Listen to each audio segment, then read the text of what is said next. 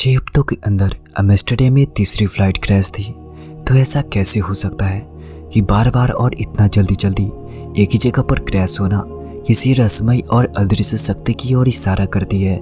या ऐसा भी हो सकता है कि ये पायलट की तरफ से की गई कोई गलतियां हो। इसलिए इस घटना को समझने के लिए हम इस वीडियो को पूरा इन तक देखना होगा।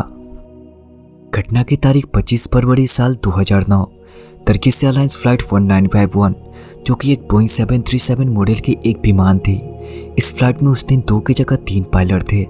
पहला कैप्टन हसन अरिसन, दूसरा फर्स्ट ऑफिसर मुराद सीजर और तीसरा सेफ्टी पायलट ओल्गे ऑस्कर।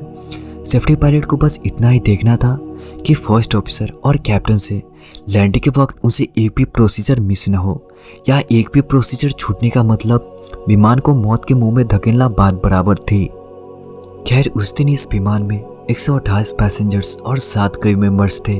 शेड्यूल के मुताबिक फ्लाइट 1951 तुर्किश के इस्तांबुल एयरपोर्ट से नीदरलैंड के एम्स्टर्डम स्केपल एयरपोर्ट के लिए उड़ान भरती है। टेकअप तो ठीक ही ठाक रहता है, पर उड़ान के मस 1 मिनट बाद एल्टीमीटर में -8 फीट का एरर आ जाती है। -8 फीट का मतलब था कि एल्टीमीटर पायलट को इस बात की ओर इशारा कर रही थी कि फ्लाइट अभी ग्राउंड पर है, लेकिन असल में फ्लाइट अभी 2000 फीट से ऊपर क्लाइंब कर रही थी।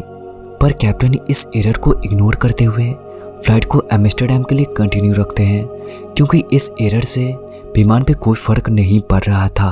टर्की से एम्स्टर्डम ये नॉर्मल और डेली रूटीन फ्लाइट थी, लेकिन उस दिन आसमान भी घने बादलों से घिरी हुई थी।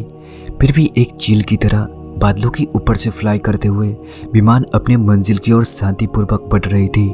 कई घंटों के सफर के बाद टर्किश एयर स्पेस की सीमा को लांघते हुए विमान अब एम्स्टर्डम की एयर स्पेस में प्रवेश कर जाती है। पर यह किसे पता था कि सुबह की ये पहली फ्लाइट कुछ ही पलों में आखिरी फ्लाइट होने वाली है। सो अब लैंडिंग का समय आ चुका था, इसलिए फ्लाइट अब मैक्सिमम ऊंचाई से डिसेंड करके 8000 फीट पर आ चुकी थी।